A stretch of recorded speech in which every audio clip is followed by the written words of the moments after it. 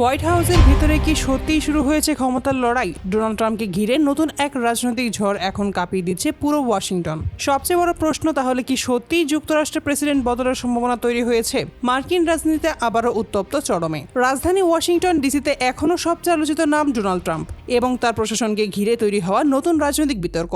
বিরোধী ডেমোক্র্যাট শিবিরের দাবি, প্রেসিডেন্ট ট্রাম্পের সাম্প্রতিক কিছু বক্তব্য ও সিদ্ধান্ত দেশ পরিচালনার ক্ষেত্রে প্রশ্ন তৈরি করছে। তাদের মতে কিছু কূটনৈতিক মন্তব্য আন্তর্জাতিক অঙ্গনে অস্থিরতা বাড়াচ্ছে, বিশেষ করে মধ্যপ্রাচ্য নিয়ে ট্রাম্পের কঠোর অবস্থান এবং হুঁশিয়ারিমূলক বক্তব্য নতুন করে উদ্বেগ তৈরি করেছে কংগ্রেসে।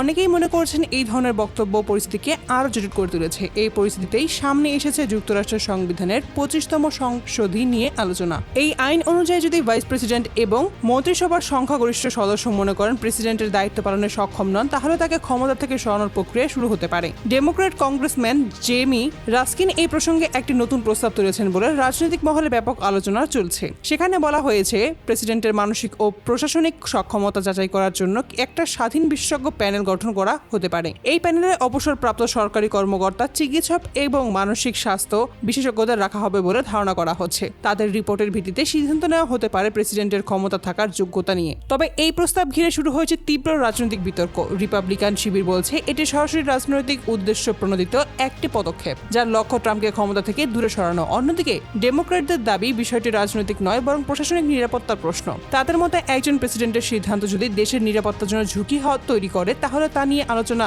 হওয়াটাই স্বাভাবিক। এই বিতর্কের মধ্যেই ট্রাম্পের ব্যক্তিগত কিছু সামাজিক যোগাযোগ মাধ্যমে পোস্ট নিয়েও প্রশ্ন উঠেছে। বিরোধীরা বলেছেন কিছু পোস্টার, ভাষা ও উপস্থাপন রাজনৈতিক বার্তা বহন করে এবং যা বিভ্রান্তি তৈরি করতে পারে। এছাড়াও ট্রাম্পের কিছু ধর্মীয় ও প্রতীকী ইমেজ ব্যবহার নিয়েও বিতর্ক তৈরি হয়েছে, যা বিরোধীরা অতিরঞ্জিত রাজনৈতিক বার্তা হিসেবে ব্যাখ্যা করেছেন। তবে ট্রাম্প শিবির এই সমস্ত অভিযোগকে সম্পূর্ণভাবে প্রত্যাখ্যান করেছে। তাদের মতে এটি বিরোধীদের পরিকল্পিত রাজনৈতিক চাপ সৃষ্টি করার চেষ্টা। বর্তমানে কংগ্রেসের রিপাবলিকদের অবস্থান শক্তিশালী থাকায় এমন কোনো প্রস্তাব বাস্তবায়িত করা সহজ নয়। তবে ডেমোক্রেটরা বলেছে তারা অত্যন্ত রাজনৈতিক আলোচনার কেন্দ্রবিন্দুতে বিষয়টি নিয়ে আলোচনায় আসতে সক্ষম হয়েছে। রাজনৈতিক বিশ্লেষকদের মতে যুক্তরাষ্ট্র সক্ষমতার এই ধরনের টানাপোড়েনের নতুন নয়। অতীতেও বিভিন্ন প্রশাসনের সময় এমন বিতর্ক দেখা গেছে, তবে শেষ পর্যন্ত রাজনৈতিক সমঝোতায় পরিস্থিতি নিয়ন্ত্রণ করেছে।